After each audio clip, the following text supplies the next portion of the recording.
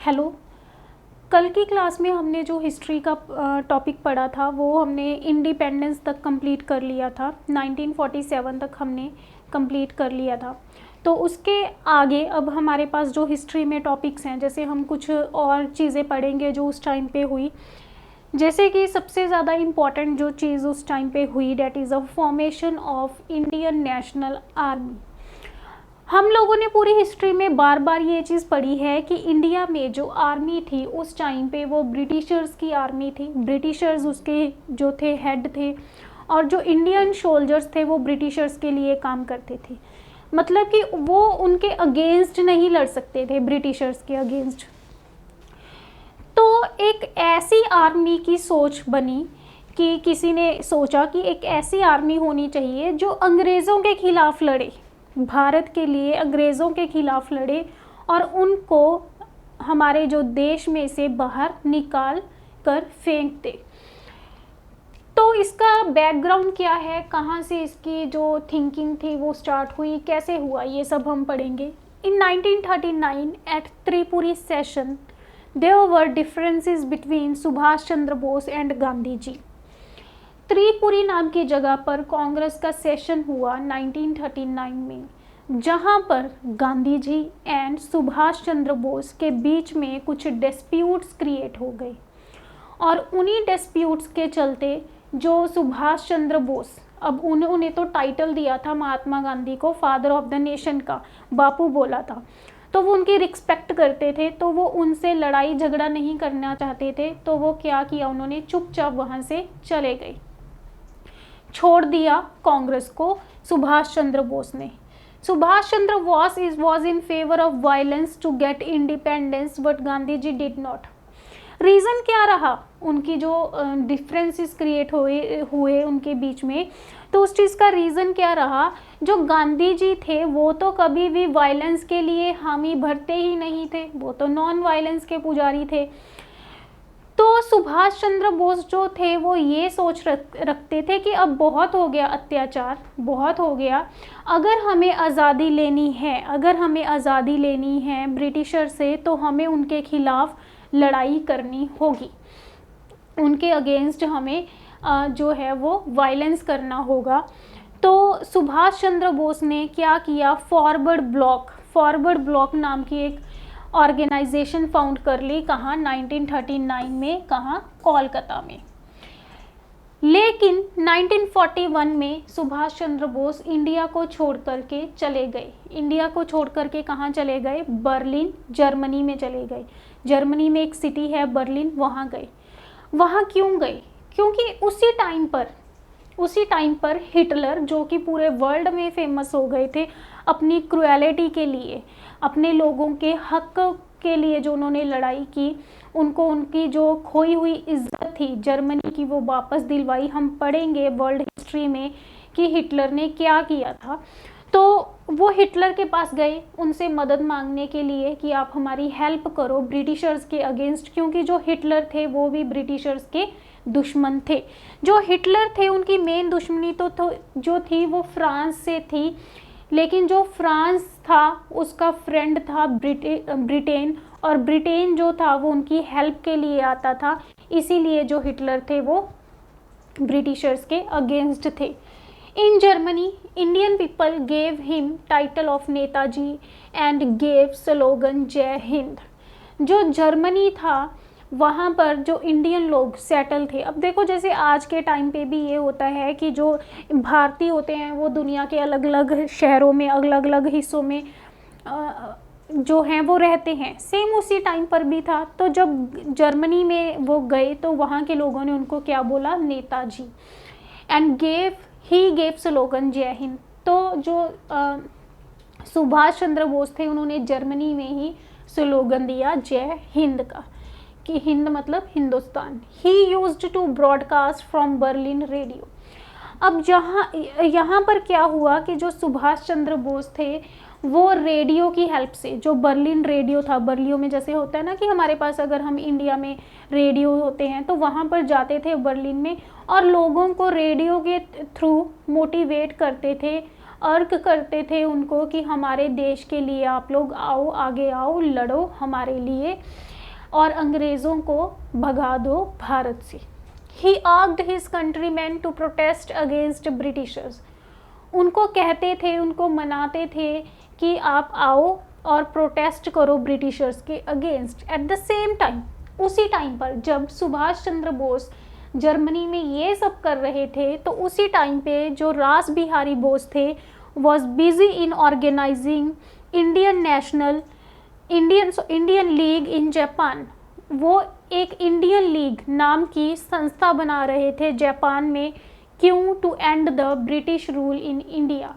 जो ब्रिटिशर्स थे उनका जो रूल था एंड करने के लिए ये सब कर रहे थे। और जो जापान था वो और जर्मनी आपस में फ्रेंड्स थे। Japan and Germany were friends. He arranged 2 conferences. He यहाँ पर रास बिहारी बोस के लिए यूज़ किया गया है। इन्होंने 2 कॉन्फ्रेंसेस अरेंज भी की।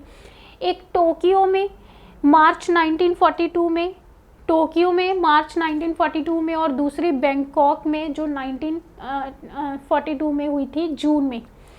इन कॉन्फ्रेंसेस में जो लोग थे उन्होंने बढ़ चढ़ कर हिस्सा लिया। जो रेवोल्यूशनरीज थे, विद्रोही थे, दुनिया के अलग अलग हिस्सों में जो भारतीय थे वो आए आगे।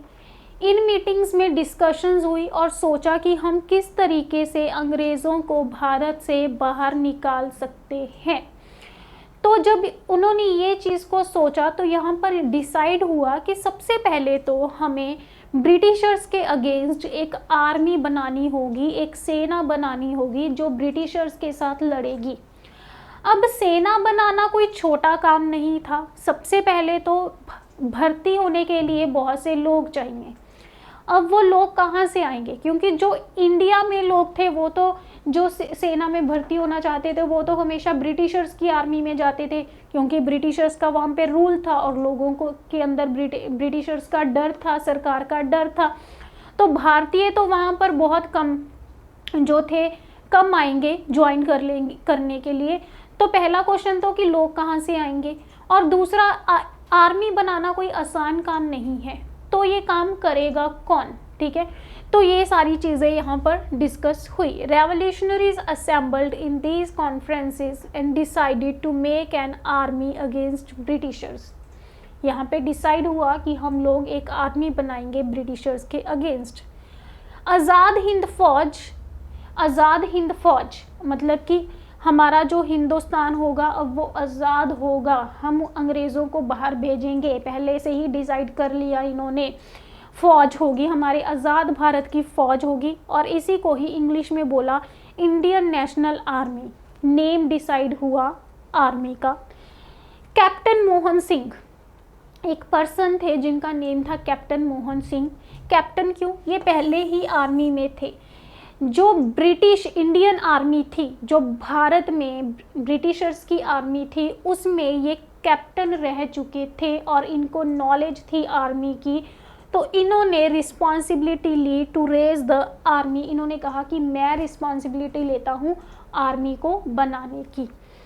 INA was finally founded in Singapore. और जो Indian national army, INA stands for Indian national army, finally founded in Singapore in 1942 में। ये हमने याद रखना है कि ये भारत में नहीं, ये सिंगापुर में फाउंड हुई थी 1942 with the prisoners of war in Japan. With the prisoners of war in Japan मतलब, अब देखो यहाँ पे क्या हुआ, जर्मनी एंड जापान ये दोनों क्या थे? फ्रेंड्स थे। ये दोनों फ्रेंड्स थे और इनका दुश्मन था ब्रिटिशर्स। जो ब्रिटिशर्स थे इन्होंने फ्रांस की हेल्प की थी in the world war 2 against Germany and Japan. और वर्ल्ड वॉर 2 में ही ब्रिटिशर्स की आर्मी में कुछ इंडियन लोग भर्ती थे। जब ब्रिटिशर्स की आर्मी से कुछ इंडियंस वर्ल्ड वॉर 2 में लड़ रहे थे, तो एक बार क्या हुआ कि जापान ने इनकी आर्मी को अरेस्ट कर लिया और जो सैनिक थे उनको बंद कर दिया जेल में, जिनमें भारतीय भी शामिल थे। अब सुभाष चंद्र बोस पहुंचे थे Germany to take help from Hitler. तो जर्मनी ने ही जापान को बोला टू हेल्प द इंडियंस, और कहा कि आप लोगों की आर्मी, आप लोगों की जेलों में जितने भी भारतीय सैनिक बंद हैं जो ब्रिटिशर्स के अंडर काम कर रहे थे, आप उनको अब छोड़ दो। ये लोग अब जाकर के अपनी army, Indian national army join करेंगे और अंग्रेज़ों के ही खिलाफ लड़ेंगे, जिससे जर्मनी का भी फ़ायदा था, जापान का भी फ़ायदा था, क्योंकि अब वो लोग उनके दुश्मनों के अगेंस्ट लड़ेंगे और जो इंडियन नेशनल आर्मी थी उसको भी लोग मिल जाएंगे भर्ती करने के लिए। तो यहाँ पर सबका फ़ायदा था। तो प्रिजनर्स ऑफ वॉर जो थे, जो लोग वॉर के टाइम वहाँ पर उनको बंदी बना लिया गया था, उनको छोड़ा गया कि अब आप लोग जाओ और अपने देश में जाकर के अपनी आर्मी जो है वो ज्वाइन करो। उसके बाद बट जब ये सब कुछ चल रहा था, ड्यू टू सम रीजंस, तोजो नाम के एक पर्सन थे जो कि जापान के पीएम थे उस टाइम पे, उन्होंने अरेस्ट कर लिया मोहन सिंह को। इनके रीजंस थे काफ़ी, लेकिन जो बड़ा रीज़न था वो ये था, अब जो जापान था वो इंडियन नेशनल आर्मी को अपने तरीके से चलाना चाहता था, क्योंकि जापान कह रहा था कि जो इसमें लोग भर्ती करे हैं वो तो मैंने ही करे हैं, मतलब जो प्रिजनर्स ऑफ वॉर थे वो तो हमने ही दिए हैं ना आप लोगों को, तो हम इंडियन नेशनल आर्मी को अपने तरीके से काम करवाएंगे अगेंस्ट द ब्रिटिशर्स।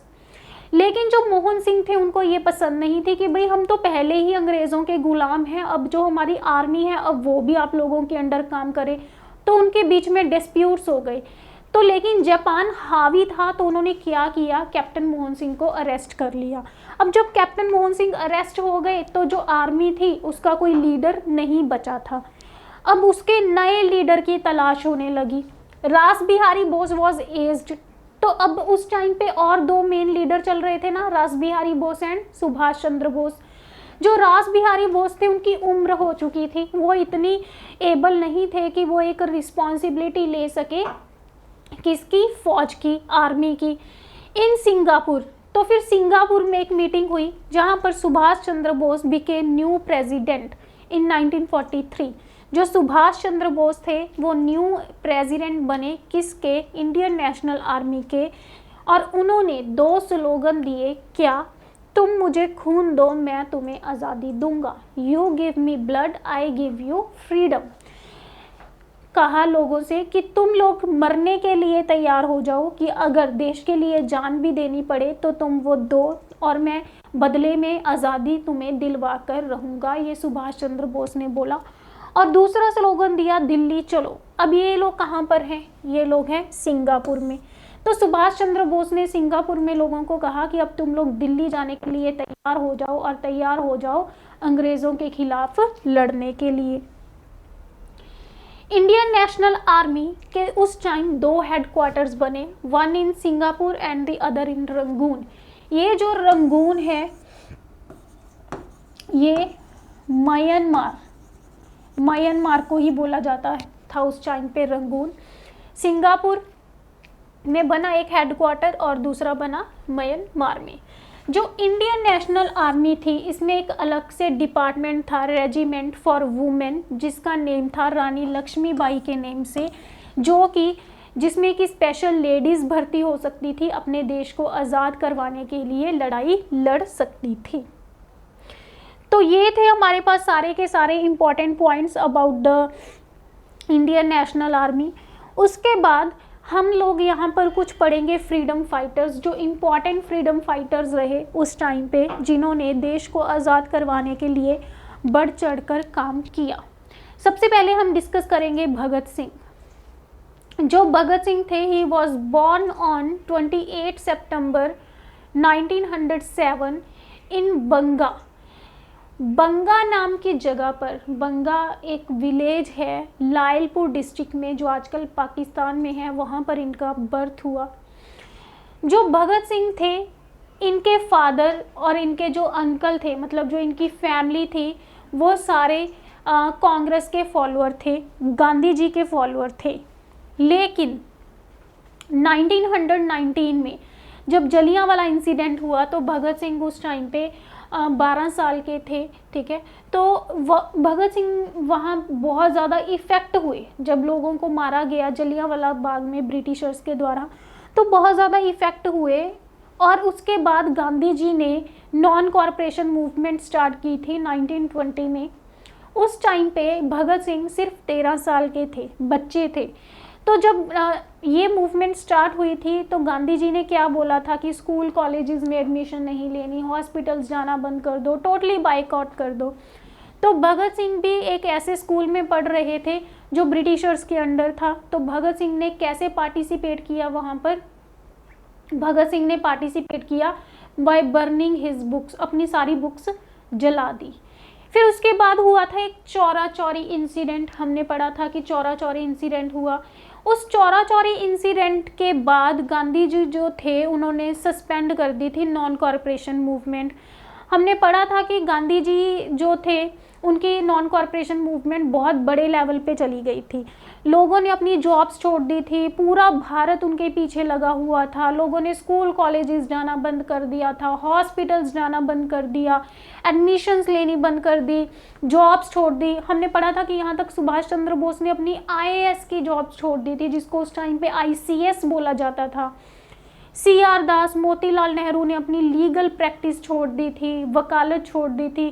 तो लोगों ने बहुत ज़्यादा बढ़ चढ़कर हिस्सा लिया था उसमें, और लोगों का इतना ज़्यादा लॉस हो रहा था। अब देखो जब लोग जॉब्स छोड़ रहे हैं तो उसमें लॉस ही है लोगों का। लेकिन एक इंसिडेंट हो गया था चौरा चौरी, जहाँ पर इंडियंस ने 22 पुलिस कर्मचारियों को मार दिया था, और गांधी जी ने इतनी सी बात पर उनकी जो मूवमेंट थी वो बंद कर दी। भगत सिंह को यहाँ पर गुस्सा आया। भगत सिंह ने बोला कि जब जलियांवाला बाग इंसिडेंट हुआ तो जो हंड्रेड्स में लोग थे वो मारे गए थे, तब तो गांधी जी ने कुछ नहीं बोला, तब तो गांधी जी ने कोई एक्शन नहीं लिया अंग्रेज़ों के खिलाफ। आज अगर उनके 22 कर्मचारी मारे गए हैं पुलिस वालों के, ब्रिटिशर्स के, तो गांधी जी ने इतना बड़ा डिसीजन ले लिया कि मूवमेंट सस्पेंड कर दी, बंद कर दी। तो यहाँ पर इस इंसिडेंट के बाद जो भगत सिंह थे उन्होंने अपने रास्ते अलग कर लिए गांधी जी के रास्ते से, और इसी के बाद जो भगत सिंह थे उन्होंने वायलेंस का रास्ता अपनाया और काफ़ी ज़्यादा वायलेंस किया। हम पढ़ेंगे क्या कुछ किया। He was greatly affected by Jallianwala Bagh incident, बहुत ज़्यादा इफेक्ट हुए थे। He took part in non corporation movement at the age of 13 by burning his books, अपनी बुक्स जला दी थी। He was earlier follower of Gandhi ji but he was against him after he suspended non-corporation movement। पहले जो गांधी जी की बातों को follow करते थे, मानते थे, लेकिन बाद में इन्होंने अपने रास्ते बदल लिए। भगत सिंह फाउंडेड नौजवान भारत सभा इन लाहौर इन 1926। भगत सिंह ने नौजवान भारत सभा फाउंड की थी लाहौर में। यहाँ पर इन्होंने ये जो लाहौर में नौजवान भारत सभा फाउंड की थी, ये सुखदेव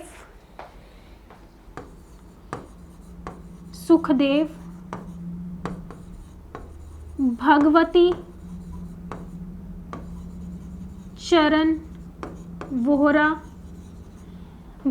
चरण वोहरा एंड यशपाल, ये 3 पर्सन और थे। इन लोगों के साथ मिलकर के ये नौजवान भारत सभा जो थी लाहौर में बनी थी 1926 में।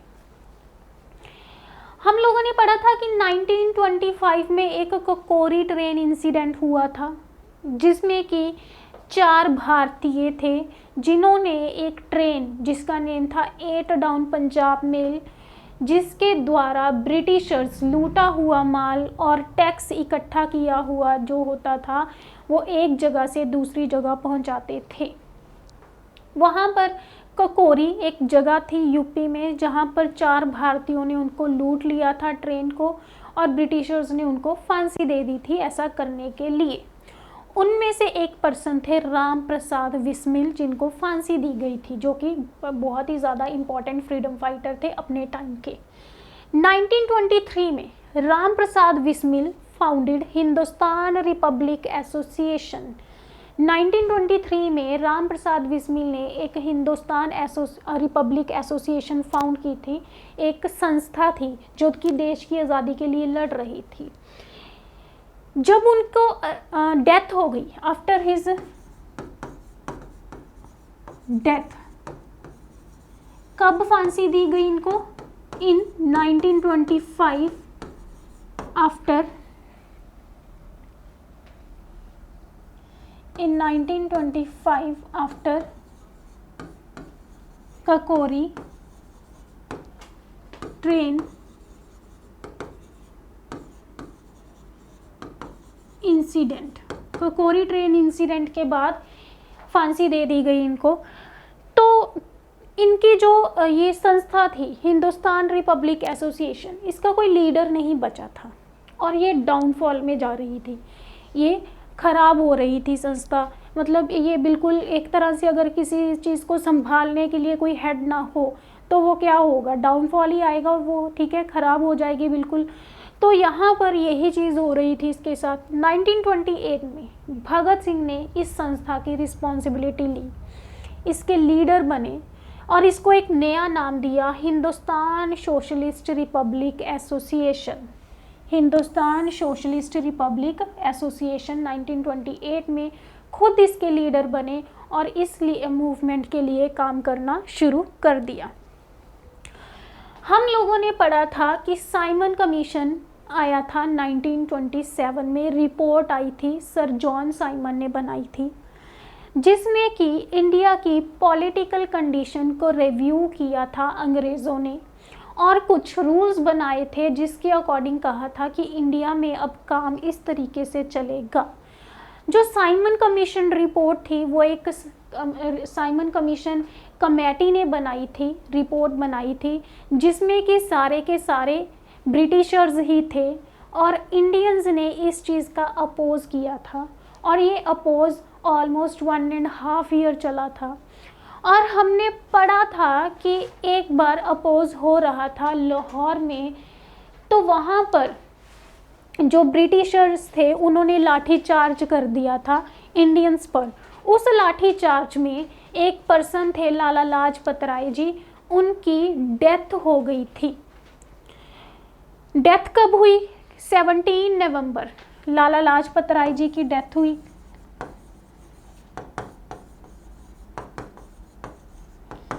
17 नवंबर 1928।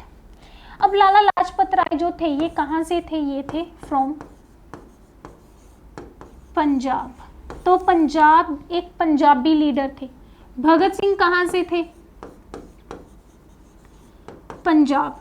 तो होता है ना कि हमारे ही किसी अगर एरिया के किसी बंदे को मार दिया जाए तो हमें दुख होता है, हमें होता है कि हाँ जी हमें अब बदला लेना है।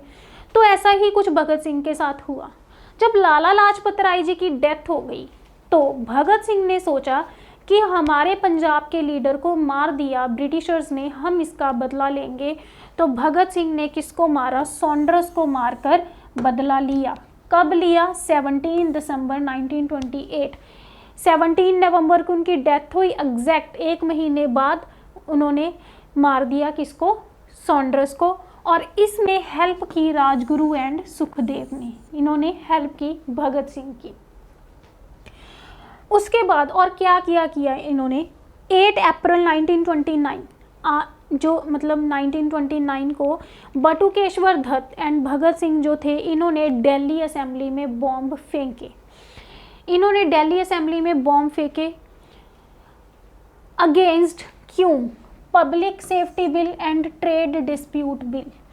अब देखो जब ना भगत सिंह, राजगुरु एंड सुखदेव तीनों ने मिलकर सॉन्डर्स को मार दिया था, तो जो पुलिस थी वो इनके पीछे थी। तो ये लोग ना अपना हुलिया बदल कर, अपना मतलब अपनी जैसे इन्होंने अपनी कुछ लुक चेंज कर ली, इस तरीके से मतलब अपना जो जीवन थे वो जी रहे थे ताकि पुलिस उनको अरेस्ट ना कर पाए, पहचान ना सके। क्योंकि उस टाइम पे कोई आइडेंटिटी कार्ड्स तो होते नहीं थे। अगर जैसे हम बोलें कि आज के टाइम में हमारे पास आधार कार्ड है, तो उस टाइम पे ऐसा कुछ नहीं होता था, है ना। तो किसी को पहचान नहीं सकते थे अगर किसी ने अपनी लुक चेंज कर ली है तो वो अपना लुक चेंज करके रह रहे थे, बहुत ही ज़्यादा इरिटेट हो चुके थे ऐसे छिप छिप के जीने की ज़िंदगी से। लेकिन 8 अप्रैल को 1929 कुछ महीने बाद जब उन्होंने दिल्ली असेंबली में बॉम्ब फेंका, जो कि उन्होंने ब्रिटिशर्स ने उस टाइम पे 2 बिल पास कर दिए थे, एक तो सेफ्टी बिल था, एक ट्रेड डिस्प्यूट बिल था, जिससे जो कॉमन मैन था उसके राइट्स ख़त्म हो रहे थे काफ़ी ज़्यादा। तो उन्होंने कहा कि हम तो पहले ही आप लोगों के स्लेव हैं, गुलाम हैं, और ऊपर से और ज़्यादा मतलब आप लोग इतने जो रूल है वो बनाए जा रहे हैं। तो उन्होंने दिल्ली में एक गैस बॉम्ब फेंका था। दिल्ली में ब्रिटिशर्स की एक मीटिंग चल रही थी, वहाँ पे कोई उन्होंने मारने के लिए बम नहीं फेंका था, एक गैस बॉम्ब फेंका था, और वो वहाँ से भागे नहीं। बटुकेश्वर दत्त एंड भगत सिंह वहाँ से भागे नहीं, उन्होंने खुद को वहाँ पर सरेंडर कर दिया ब्रिटिशर्स के आगे, और नारा दिया इनकलाब जिंदाबाद का, स्लोगन दिया इनकलाब जिंदाबाद।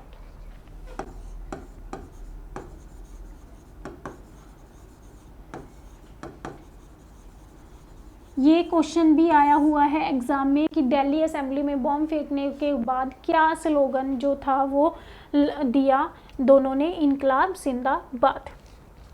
यहाँ पर जब वो भागे नहीं, बटुकेश्वर दत्त और भगत सिंह दोनों को क्या कर लिया गया, अरेस्ट कर लिया गया और उनको जेल में डाल दिया गया। In June 1929 Batukeshwar Dutt and Bhagat Singh were arrested and put in jail in Lahore. अब जब ये लोग लाहौर में जेल में हैं तो क्या देखते हैं कि जेल में ब्रिटिश क्रिमिनल्स भी हैं, इंडियन क्रिमिनल्स भी हैं, लेकिन जो ब्रिटिश क्रिमिनल्स हैं उनको रहने के लिए जेल में बड़ा अच्छा रूम, बड़ा अच्छा खाना, बड़े अच्छे कपड़े पहनने के लिए और सुविधाएं दी जाती है। लेकिन जो इंडियन क्रिमिनल्स हैं उनको बहुत ही गंदा रूम, कीड़े मकोड़ों वाला खाना, मतलब बासी खाना जिसमें से बदबू आती है, फटे हुए कपड़े, कोई फैसिलिटी नहीं है उनको, इस तरीके से उनको वहाँ पे रखा जाता है। तो यहाँ पर भगत सिंह एंड बटुकेश्वर दत्त ने ये जो डिस्क्रिमिनेशन हो रहा था between the Indians and the British criminals, तो उसके अगेंस्ट क्या की आवाज़ उठाई और हंगर स्ट्राइक, भूख हड़ताल पर बैठ गए। When they did hunger strike against discrimination between Indians and Britishers, other Indians also joined their strike. In this strike, after 53 days, Jatendra Nath Das died. जब जेल में थे, स्ट्राइक शुरू कर रखी थी, तो और जो इंडियन क्रिमिनल्स वहाँ पर बंद थे उन्होंने भी आकर के, क्रिमिनल्स तो वो क्या थे, ऑलमोस्ट फ्रीडम फाइटर्स ही होते थे जो उस टाइम पे जेल में बंद होते थे। हम क्रिमिनल वर्ड नहीं बोलेंगे उनको, क्रिमिनल ब्रिटिशर्स उनको क्रिमिनल मानते थे, लेकिन ये फ्रीडम फाइटर्स ही थे। तो सबने मिलकर इनकी स्ट्राइक में इनका मतलब योगदान दिया अपना अपना। और जब ये स्ट्राइक चल रही थी तो 53 डेज बाद एक जतेंद्र नाथ दास नेम के पर्सन थे, इनकी डेथ हो गई थी भूख के मारे। ठीक है, तो जब उनकी डेथ हो गई तो ब्रिटिशर्स ने क्या किया, टॉर्चर करना शुरू कर दिया भगत सिंह और बटुकेश्वर दत्त को, जो कि मेन लीडर थे। उनको ज़बरदस्ती खाना खिलाने की कोशिश की जाती थी कि ये लोग कुछ खाएं तो इनकी जो हड़ताल है वो टूटे, लेकिन वो अपनी बात पर अड़े रहे। उसके कुछ टाइम बाद जब ये लोग जेल में थे तो राजगुरु एंड सुखदेव को भी अरेस्ट कर लिया गया। किसके लिए? सॉन्डर्स को मारने के लिए, और वो भी यहीं पर जेल में आ गए।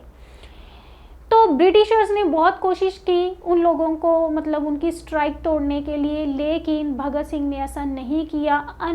तो रिज़ल्ट क्या निकला कि जो ब्रिटिशर्स थे उनको भगत सिंह की जो बातें थी, जो शर्तें वो कह रहे थे कि ऐसा ऐसा होना चाहिए, वो सब माननी पड़ी।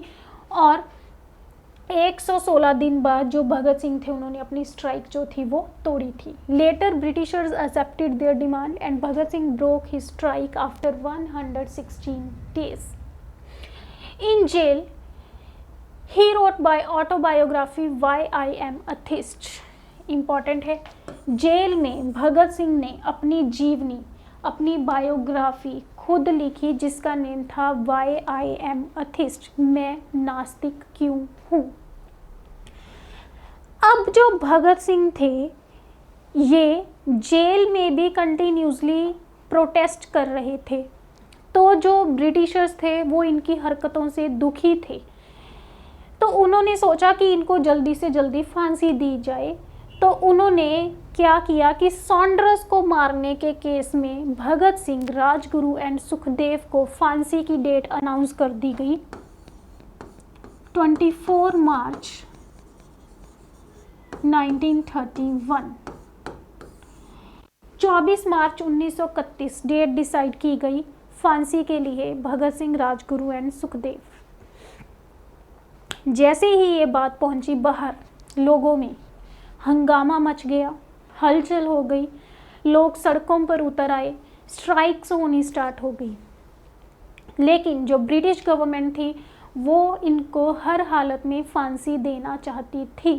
तो क्या किया, यहाँ पर जो डेट डिसाइड की गई थी उससे एक दिन पहले ही चुपचाप बिना किसी को बताए इन तीनों को फांसी दे दी गई। On 23 March 1931 they three were hanged to death in Lahore. Lahore में इनको फांसी दे दी गई और इनकी बॉडी को आधा जलाकर कि किसी को पहचान ना आए कि ये राजगुरु सुखदेव एंड भगत सिंह हैं, आधा जलाकर कहाँ फेंक दिया, रावी रिवर में फेंक दिया ब्रिटिशर्स ने। तो ये है राजगुरु भगत सिंह एंड सुखदेव, जिनको 23 मार्च को इनका जो शहीदी दिवस है वो हम लोग सेलिब्रेट करते हैं। उसके बाद नेक्स्ट जो फ्रीडम फाइटर हम पढ़ेंगे डेट इज सुखदेव। इनका जो बर्थ हुआ वो हुआ 15 मई 1907 को नौगढ़ विलेज में, लुधियाना डिस्ट्रिक्ट में है। नौगढ़ विलेज लुधियाना डिस्ट्रिक्ट में है। ही was the member of Hindustan socialist Republic association. हमने अभी अभी पढ़ा कि भगत सिंह ने हिंदुस्तान सोशलिस्ट रिपब्लिक एसोसिएशन 1928 जिसकी लीड संभाली थी, उसके ये मेंबर बन गए थे। He killed Saunders. Bhagat Singh और राजगुरु के साथ मिल करके इन्होंने सॉन्डर्स को मारा था। और जो भगत सिंह ने हंगर स्ट्राइक शुरू कर रखी थी जेल में, उसमें भी पार्टिसिपेट किया था सुखदेव ने। Next is Rajguru. जो राजगुरु थे ही वॉज फ्रॉम पूना। ये पंजाबी नहीं थे, ये महाराष्ट्र से थे। 1908 में इनका बर्थ हुआ। इनकी क्वालिटी थी कि ये बहुत अच्छा निशाना लगाते थे, गुड शूटर थे ये। इनका निशाना कभी चूकता नहीं था, ऐसे बोला जाता है। इसीलिए भगत सिंह ने इनको अपनी पार्टी में रखा हुआ था। और he killed Saunders along with Bhagat Singh and Sukhdev. Bhagat Singh और सुखदेव के साथ मिलकर इन्होंने सॉन्डर्स को मारा था। He was also the member of Hindustan socialist Republic association. Next person is Udham Singh. Udham Singh was again Punjabi. Born on 26 December 1899 in Sunam, Sangrur district. Sangrur district है एक पंजाब में, वहाँ पर एक सिटी है सुनाम, वहाँ पर उनका बर्थ हुआ 1899। जो उधम सिंह थे इनके पेरेंट्स की डेथ हो गई थी एट द एज ऑफ 7। जब ये 7 साल के थे इनके पेरेंट्स जो थे वो उनकी डेथ हो गई थी। तो इनको लोगों ने भर्ती करवा दिया अमृतसर में एक orphanage home, Khalsa orphanage home था, अनाथ आश्रम था। He lost his parents at the age of 7। इनका जो बचपन का रियल नेम था वो शेर सिंह था। जब इनको after the death of his parents he was sent to Khalsa orphanage home, जब इनको भेजा गया खालसा ऑर्फनेज होम में अमृतसर में, तो इनको वहाँ पर किस नाम से भर्ती करवाया गया? उधम सिंह। और वहीं से इनका नेम हो गया उधम सिंह। ये बचपन से ही देश से बहुत ज़्यादा प्रेम करते थे, इंडिया से, और रेवोल्यूशनरी थे, विद्रोही थे अंग्रेज़ों के खिलाफ। इनको मतलब जो भी वो नीतियाँ कर रहे थे, अंग्रेज़ अपना रहे थे, इनको ये वो पसंद नहीं था। He was I witness of Jallianwala Bagh incident. Amritsar में ही थे ये खालसा ऑर्फनेज होम में।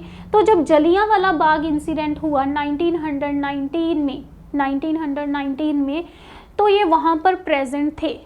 और ये जब वहाँ पर गोलियाँ चली तो कहा जाता है कि ये छिप गए थे और इस वजह से इनकी जान जो थी वो बच गई। लेकिन इन्होंने अपनी आंखों से देखा कि ब्रिटिशर्स ने किस तरीके से जो लोग थे उनको मारा, उन पर अत्याचार किया। तो वहीं से इन्होंने डिसाइड कर लिया कि मैं इस चीज़ का बदला लेकर ही रहूँगा और अब मैं जो है वो अच्छे से ट्रेनिंग लूँगा मिलिट्री की, ये इन्होंने डिसाइड किया। After that he became revolutionary, उसके बाद ही ये अच्छे तरीके से विद्रोही बने।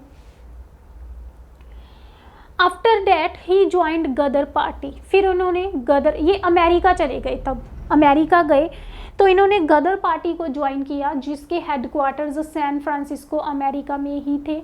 और वहीं पर इन्होंने मिलिट्री ट्रेनिंग भी ली and he went to America where he learned military activities, इन्होंने मिलिट्री एक्टिविटीज़ सीखी।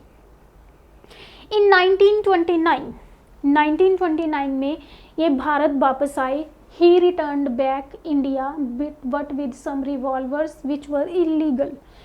1929 में ये भारत आए अमेरिका से और अपने साथ कुछ रिवॉल्वर्स लेकर के आए, जो कि वहाँ से रिवॉल्वर लेके आना इलीगल था, without any permission.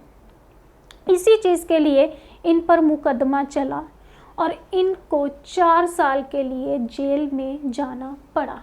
He was arrested and sent to jail for 4 years। He returned back to Sunam in 1931। 1927 में ये अमेरिका से वापस आए, फिर इनको साथ के साथ जेल में भेजा, 4 साल ये जेल में रहे। 1931 में ये बाहर आए। 1931 में जब ये जेल से बाहर आए तो ये सुनाम चले गए अपनी बर्थ टाउन में। जब ये सुनाम गए तो लोगों ने जो ब्रिटिश पुलिसमैन थे उन्होंने इनको काफ़ी ज़्यादा तंग किया, परेशान किया और इनको टॉर्चर किया। He was harassed by the police. उसके बाद जब ये चीज़ हुई, ही अगेन वेंट टू अमृतसर, ये फिर से अमृतसर में आ गए विद न्यू नेम। क्या नेम रखा? राम मोहम्मद सिंह आज़ाद। इन्होंने एक ऐसा नाम रखा जिसमें हर धर्म, बेसिकली ना इन्होंने जब अमृतसर आए थे तो अपनी पहचान बदल ली थी। इन्होंने अपनी पहचान बदल ली थी, अपनी लुक बदल ली थी ताकि लोग इनको पहचान ना सके और जो पुलिस है इनको हरास करना बंद कर दे। इन्होंने यहाँ पर एक पेंटर की शॉप खोल ली थी, पेंटिंग करते थे ये, ठीक है। और नाम क्या रखा? राम मोहम्मद सिंह आज़ाद। राम इन्होंने हिंदू धर्म से लिया, मोहम्मद इन्होंने मुस्लिम धर्म से लिया, सिंह इन्होंने सिख धर्म से लिया और आज़ाद मतलब कि मैं आज़ाद हूँ, मैं इंडिपेंडेंट हूँ, ठीक है। तो इन्होंने आज़ाद अपना सरनेम रखा। तो उन्होंने एक ऐसा नेम रख लिया था जिससे इनको कोई पहचान नहीं पाता था कि ये कौन से धर्म से हैं, हिंदू हैं, मुस्लिम हैं, सिख हैं, कौन है। लुक बदल ली थी और पेंटर की शॉप इन्होंने खोल ली थी अपनी आजीविका कमाने के लिए। लेकिन इनका ज़िंदगी का जो मेन मकसद था वो इस तरीके से जीना नहीं था। इनका मेन मकसद था जलियांवाला बाग जो ट्रेजेडी हुई थी उसका बदला लेना। तो जलियांवाला बाग में हमने पढ़ा था कि 2 पर्सन इन्वॉल्व थे, Michael O Dyer and general O Dyer. जो माइकल ओ डायर थे ये तो उस वक्त पंजाब के गवर्नर थे। जनरल ओ डायर जो थे ये ब्रिटिश आर्मी के लीडर थे।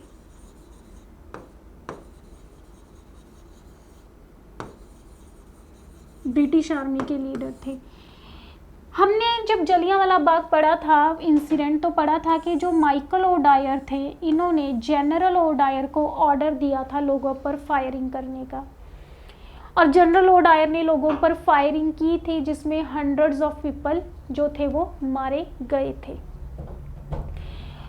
अब जो जनरल ओ डायर थे इन्होंने तो 1926 में सुसाइड कर लिया था, इनको पैरालिसिस हो गया था। मैंने आपको पहले बताया था ये कि इनको पैरालिसिस हो गया था और इन्होंने सुसाइड कर लिया था अपनी ज़िंदगी से इरिटेट हो करके। तो यहाँ पर अब माइकल ओडायर बचे हुए थे, तो जो उधम सिंह थे ये गए London. He killed Michael O'Dwyer on 13 March 1940 London में। कहाँ मारा इनको? लंदन में मारा। उसके बाद वहीं पर इनको अरेस्ट कर लिया गया उधम सिंह को, और he was hanged to death on 31 July 1940, और इनको फांसी दे दी गई 31 जुलाई 1940 को। किनको? उधम सिंह को। Next freedom fighter is Kartar Singh Sarabha. जो करतार सिंह सराभा थे ये अगेन एक पंजाबी लीडर थे। बॉर्न ऑन 26 मई 1896 इन लुधियाना। जो करतार सिंह सराभा थे इनका लुधियाना में बर्थ हुआ था, और ये जो गदर पार्टी थी उसके मेन लीडर थे। गदर पार्टी ने जो एक न्यूज़पेपर स्टार्ट किया था, जिसका गदर जो न्यूज़पेपर था उसका टाइटल था अंग्रेज़ी राज के दुश्मन, और जो करतार सिंह सराभा थे उस न्यूज़पेपर के लिए बढ़ चढ़कर काम कर रहे थे, लोगों में उसकी ज़्यादा प्रमोशन कर रहे थे और ब्रिटिशर्स के अगेंस्ट कंटिन्यूसली बोल रहे थे। तो ब्रिटिशर्स को ये चीज़ बिल्कुल भी पसंद नहीं आई। He was the leading member of Ghadar party. He played important role in publishing Ghadar newspaper whose title was अंग्रेज़ी राज का दुश्मन। अंग्रेज़ी राज का दुश्मन उसका टाइटल था, मतलब इन्होंने साफ साफ लिख दिया था कि हम तो अंग्रेज़ों के दुश्मन हैं। तो अब अंग्रेज़ों को ये चीज़ बिल्कुल भी अच्छी नहीं लगी। ब्रिटिशर्स ने क्या किया? 1915 में 1915 में करतार सिंह सराभा को अरेस्ट कर लिया गया और फांसी दे दी गई। एक पंजाबी राइटर हुए हैं नानक सिंह। नानक सिंह इन्होंने एक नॉवल लिखा है एक मियान दो तलवारा। एक मियान दो तलवारा, जो कि लाइफ के ऊपर बेस्ड है करतार सिंह सराभा की। ये इम्पॉर्टेंट है। एक मियान दो तलवारा एक पंजाबी नॉवल है, एक पंजाबी राइटर नानक सिंह ने लिखा है। तो ये शहीद आज़म उधम सिंह है, ये उधम सिंह है, और ये हमारे पास करतार सिंह सराभा है। करतार सिंह सराभा। आपको एग्ज़ाम में इस तरह के क्वेश्चन भी आते हैं कि आपको एक पिक्चर दी जाती है और उस पिक्चर को पूछा जाता है कि आइडेंटिफाई इट, मतलब ये पर्सन कौन है या वो पिक्चर किस चीज़ के साथ रिलेटेड है। नाउ कुछ MCQs। Who formed the Indian National? It's Indian National Congress. It's not Academy. It's Indian National Army. Indian National Army. पूछा है कि इंडियन नेशनल आर्मी जो थी किसने फाउंड की थी? तो इंडियन नेशनल आर्मी जो थी वो मोहन सिंह ने बनाई थी। मोहन सिंह। अगर हमें एग्ज़ाम में क्वेश्चन आ जाएगा कि किसने बनाई थी तो हम आंसर मोहन सिंह देंगे। 1942 में बनी थी, सिंगापुर में बनी थी। सिंगापुर में। जो सुभाष चंद्र बोस से थे वो तो 1943 में उसके लीडर बने थे। The title of father of nation was given to Mahatma Gandhi by. Mahatma Gandhi को फादर ऑफ नेशन का टाइटल किसने दिया था? सुभाष चंद्र बोस। महात्मा गांधी को बहुत से टाइटल मिले हैं जिनकी हम कुछ बात कर लेते हैं। जैसे इनको फादर ऑफ नेशन या फिर बापू का टाइटल दिया सुभाष चंद्र बोस ने। इनको महात्मा का टाइटल दिया था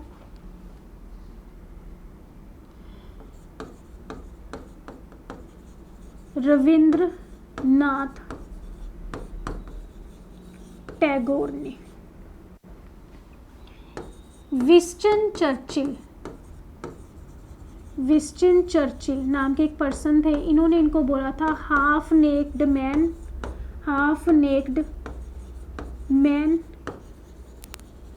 इनको हाफ नेक्ड सेंट भी बोला जाता है। Half naked saint.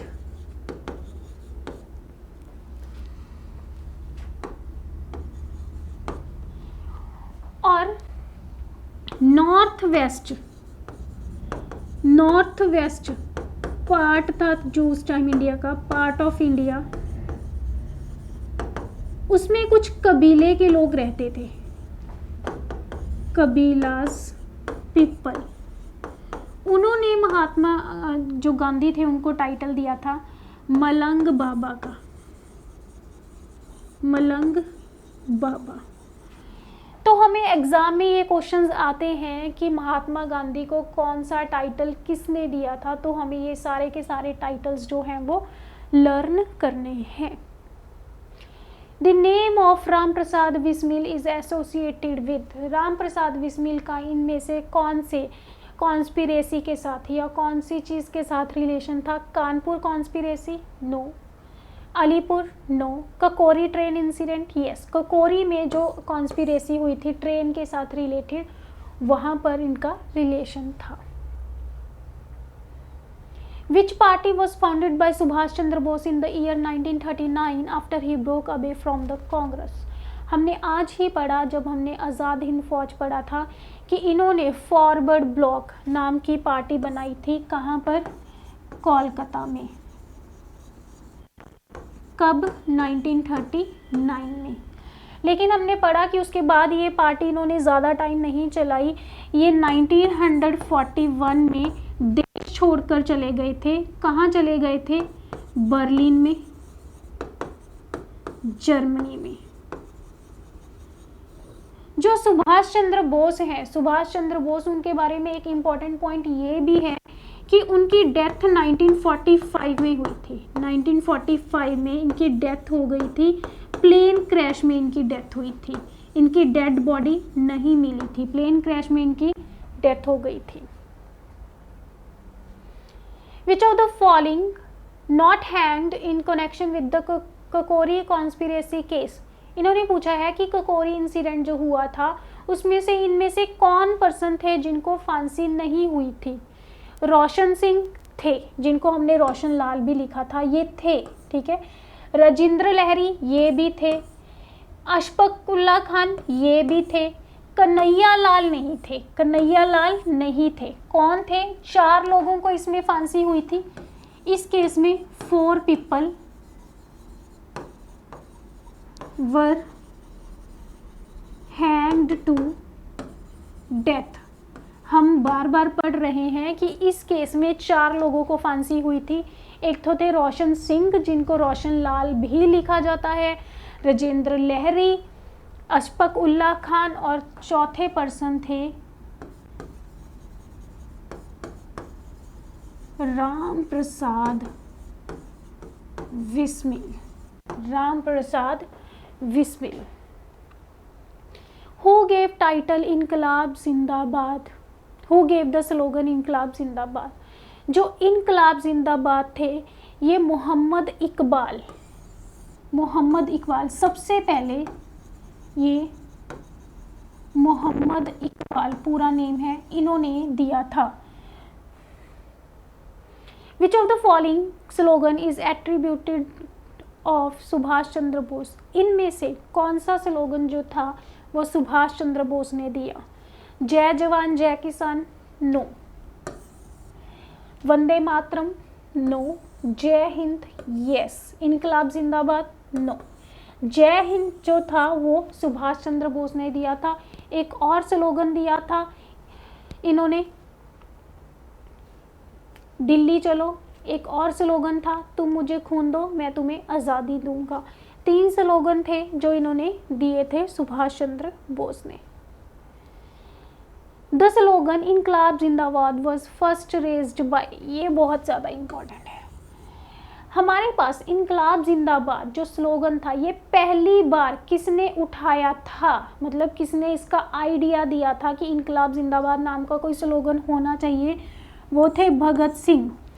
और अगर हमें पूछा जाए हु गेव द इनकलाब जिंदाबाद स्लोगन, सिंपली ऐसा आ जाए कि हु गेव द इनकलाब जिंदाबाद स्लोगन, तो वो थे मोहम्मद इकबाल। लेकिन अगर इसका जो आइडिया कहें पहली बार वो किसने दिया था? वो दिया था भगत सिंह ने। ये इम्पोर्टेंट पॉइंट है। Where was the head office of Indian national Army located? Indian national Army का जो हेड ऑफिस था वो इनमें से कौन सी जगह था? Tokyo, no. Rangoon, yes. Berlin, no. Delhi, no. हमने आज ही पढ़ा है कि जो इंडियन नेशनल आर्मी थी उसके दो हेडक्वार्टर थे, एक तो रंगून में और एक सिंगापुर में। और ये रंगून क्या है? ये प्रेजेंट म्यांमार है, ये प्रेजेंट म्यांमार है।